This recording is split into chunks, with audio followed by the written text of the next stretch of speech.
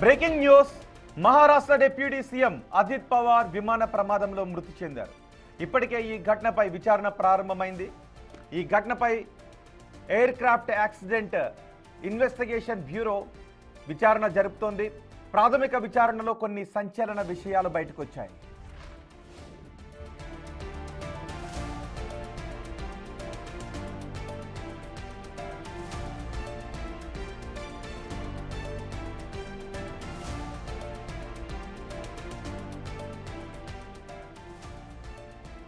Maharashtra deputy CM Ajit Pawar ప్రయాణిస్తున్న విమానం ప్రమాదానికి గురైన సందర్భంలో చోటు చేసుకున్న మంటల దృశ్యాలవి.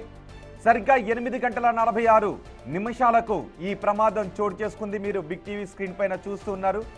ఆ బిగ్ టీవీ స్క్రీన్ పైన అక్కడ సీసీటీవీలో రికార్డ్ అయిన దృశ్యాలవి. విమానం క్రాష్ ల్యాండ్ అవ్వగానే పెద్ద ఎత్తున పేలిపోయింది. మంటలు చెలరేగాయి. సరిగ్గా 8:46 అవుతుంది. విమానానికి సంబంధించిన మ్యాప్స్లో ఆ ట్రాకింగ్ను కూడా మీరు బిగ్ టీవీ స్క్రీన్ పైన చూడొచ్చు. ఇప్పటికే air craft accident investigation bureau ఈ ప్రమాదంపై విచారణ ప్రారంభించింది. మా ప్రతినిధి శివ సమాచారం అందించడానికి మనకు అందుబాటులో ఉన్నారు. శివ, ప్రాథమికంగా ఇప్పటివరకు తెలుస్తున్న సమాచారం ప్రకారం ఈ విమానం ఎందుకు ప్రమాదానికి గురైంది?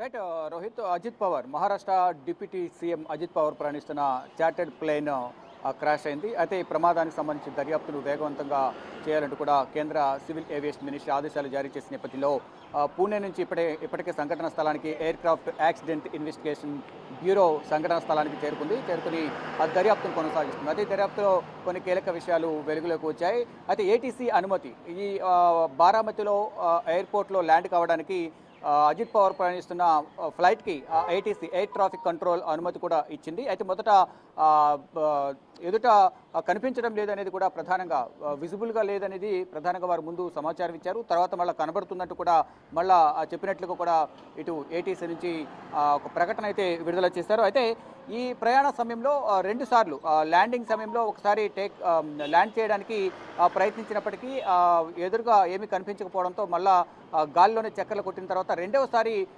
ల్యాండ్ చేయడానికి ప్రయత్నించారు. ఆ సందర్భంలోనే అక్కడ మనం చూస్తుంటే కనుక దృశ్యాల్లో కూడా ఆ రన్వే పక్కనే పంట పొలాలు ఉన్నాయి. పంట పొలాలు ప్లస్ డౌన్ ఉంది. ఈ నేపథ్యంలోనే అక్కడ ల్యాండ్ చేసిన తర్వాత ఒక్కసారిగా కంట్రోల్ అవ్వకపోవడంతోనే పక్కకు వెళ్ళిన నేపథ్యంలోనే అది ఒక గుంత లాంటి లోయ లాంటి ప్రాంతంలోకి అది కూలిపోయిన వెంటనే మంటలు వ్యాపించాయి. ఆ మంటలు వ్యాపించే సమయంలో కూడా కూలిపోయిన సమయంలో దాదాపు 4 సార్లు శబ్దం విస్ఫోటనం జరిగింది అనేది కూడా, అంటే పేలుపోతున్న శబ్దం వినిపించింది అనేది కూడా ప్రత్యక్ష సాక్షులు చెప్తున్నారు. అంటే మరొక 100 మీటర్ల ముందే దాన్ని ల్యాండ్ చేశారు అనేది ప్రధానంగా చెప్తున్నారు. మరో 100 మీటర్లు ఇంకా డిస్టెన్స్ ఉండగానే ముందుగానే దాన్ని ల్యాండ్ చేయడం వల్ల అక్కడ రన్వే పైకి వెళ్ళడానికి హైట్ ఉంటుంది. కానీ ఆయన ల్యాండ్ చేసిన కింద ల్యాండ్ చేయడం వల్ల ముందుకు వెళ్ళి ఢీకొని పక్కకి వెళ్ళినట్లుగా కూడా అక్కడ ఉన్న దృశ్యాలు కూడా ప్రధానంగా సోషల్ మీడియాలో వైరల్ అవుతున్నాయి. కానీ ఇప్పుడు ఏఏఐబి అంటే air craft accidental investigation bureau ఇప్పటికే పూణే నుంచి సంఘటన స్థలానికి చేరుకునే నేపథ్యంలో అక్కడ ముందుగా ఏటీసీ మొదట కాంటాక్ట్ 8:18 సమయంలో ఏటీసీతో పైలట్ కాంటాక్ట్ అయ్యారనేది కూడా వారు సమాచారం అందిస్తూ ఉన్నారు. తర్వాత విజిబిలిటీ 3000 మీటర్ల వరకు కూడా ఉందంటూ కూడా వారు సమాచారం ఇచ్చారు. తర్వాత వారి నుంచి కూడా కొన్ని సెకండ్ల తర్వాత రన్వే కనిపించడం లేదంటూ కూడా వారు పైలట్ ఏటీసీకి బదులిచ్చినట్లు కూడా తెలుస్తుంది. మళ్ళీ కొన్ని సెకండ్ల తర్వాత రన్వే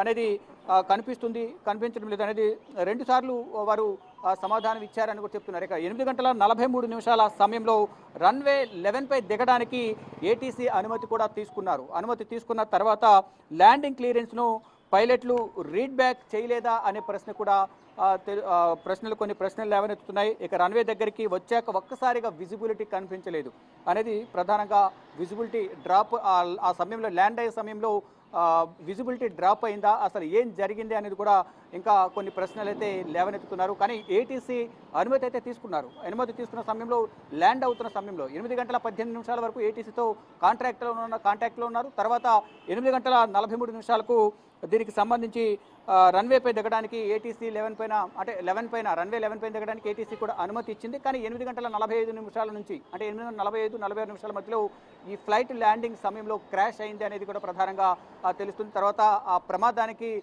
గల కారణాలు అనేవి ఇప్పుడిప్పుడే ఈ దర్యాప్తు బృందం అంటే చివర్లో అత్యవసరంగా అక్కడ ల్యాండ్ చేసే సమయంలో చివర్లో ప్రాంతంలో ఉన్న సీసీ కెమెరాలు శివ అంటే చివర్లో పైలట్ల తప్పిదం ఏమన్నా కనిపిస్తుందా? పైలట్ల తప్పిదం ఏమన్నా కనిపిస్తుందని భావిస్తున్నారు? ఎందుకంటే ఒకసారి విజిబిలిటీ సరిగా లేదు అని, ఇంకొకసారి విజిబిలిటీ బాగానే ఉంది అని ఇక్కడ కొంత పొంతన లేని విధంగా కనిపిస్తూ ఉంది.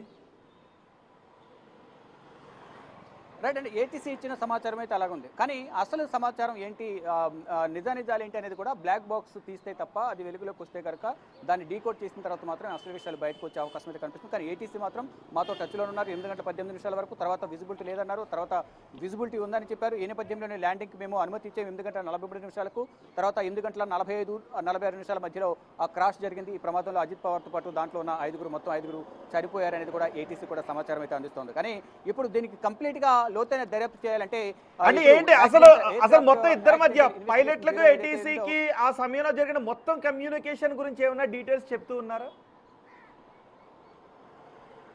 మొత్తం కమ్యూనికేషన్ జస్ట్ ఏంటంటే 8:18 అక్కడ నుంచి బయలుదేరింది. అంటే ముంబై నుంచి బయలుదేరిన సమయంలో 8:18 ఏటీసీతో కాంట్రాక్ట్లో ఉన్నారు. అయితే కాంట్రాక్ట్లో ఉంటే అక్కడ విజిబిలిటీ సరిగా లేదు అనేది వారు చెప్తున్నారు. 3,000 మీటర్ల వరకు కూడా కాంట్రాక్ట్ అంటే విజిబిలిటీ ఉంది, తర్వాత మళ్ళీ విజిబిలిటీ లేదనేది మరొక సమాచారం ఇచ్చారు. తర్వాత విజిబిలిటీ ఉందే కనిపిస్తుందని సమాచారం ఇచ్చిన నేపథ్యంలోనే ఏటీసీ అనేది 8:43 ల్యాండింగ్ అనేది అనుమతి తీసుకున్నారు. వాళ్ళు అనుమతి తీసుకున్న తర్వాత మళ్ళా గాల్లోనే ఒకసారి చక్కర్లు కొట్టారు విజిబిలిటీ సరిగా లేక.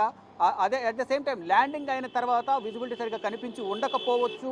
ఈ నేపథ్యంలో అక్కడ యాక్సిడెంట్ జరిగింది, ప్లేన్ క్రాష్ అయింది అనే ఒక అనుమానం అయితే వ్యక్తం చేస్తూ ఉన్నారు. కానీ దీనికి సంబంధించి ఒకవేళ దాంట్లో వాయిస్ రికార్డర్ అనేది ఉంటుంది కాక్పిట్ బాక్స్ ప్లేన్లో, కానీ అది కంప్లీట్గా ధ్వంసం అయిపోయింది. ఇక ఉన్న ఒకటే ఒక ఆధారం బ్లాక్ బాక్స్లో కూడా రికార్డ్ అయిందా లేదా, ఏమైనా సమాచారం ఉందా, ఒకవేళ సమాచారం ఉంటే ఏముంది, ఏం మాట్లాడారు, ఇటు ఏటీసీతో ఏం మాట్లాడారు అనేది కూడా మేడే కాల్ కూడా రాలేదు అని చెప్తున్నారు. మేడే కాల్ కూడా రాలేదని చెప్తున్నారు. నిజానికి చేతులు దాడిపోయిన పరిస్థితుల్లో మేడే కాల్ అనౌన్స్ చేస్తారు, 3 సార్లు మేడే కాల్ అని అంటారు.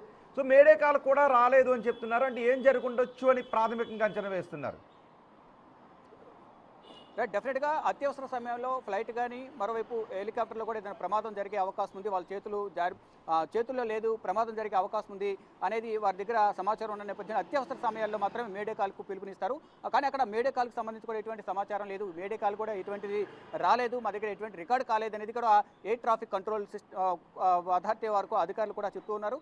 ఈ నేపథ్యంలోనే అక్కడ అసలు ఏం జరిగింది అనేది కూడా కొంత ప్రశ్నార్థకంగానే మారింది. ఏం జరిగింది అనేది కూడా ప్రమాదం ఏం జరిగింది, ఎవరి మాటలు నమ్మాలి, ఏటీసీ మాటలు నమ్మాలా, పైలట్లు వారు ఏం చెప్పడానికి కూడా ఇప్పుడు వారు బ్రతికలేరు. కాబట్టి ఇప్పుడు ఏటీసీతో కాంటాక్ట్లో ఉన్నారు, ఆ ప్రమాదం జరిగే ముందు వరకు కూడా ఏటీసీతోనే టచ్లో ఉన్నారు. కాబట్టి ఏటీసీ ప్రతి ఒక్కటి కూడా ఏటీసీ మాట్లాడేది అక్కడ రికార్డ్ అవ్వాల్సి ఉంటుంది. అది రికార్డ్ అయిందా, రికార్డ్ అయితే ఏం మాట్లాడారు అది ఒక ఆధారంగా ఉంటుంది. మరోవైపు ఇక్కడ బ్లాక్ బాక్స్ కాక్పిట్ బాక్స్ అయితే వాయిస్ రికార్డర్ అనేది ఫ్లైట్లో ఏం మాట్లాడింది ఏంటి అనేది కూడా కాక్పిట్ బాక్స్ లో ఉంటుంది, కానీ వాయిస్ రికార్డర్ కూడా దాంట్లో లేదు, అది ధ్వంసం అవుతుంది కంప్లీట్ గా.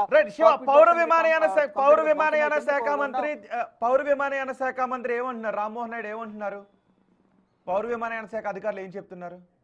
ప్రధానంగా పౌర విమానయాన శాఖ మంత్రి అటు హైదరాబాద్ నుంచి నేరుగా పూణే ఎయిర్పోర్ట్ చేరుకున్నారు.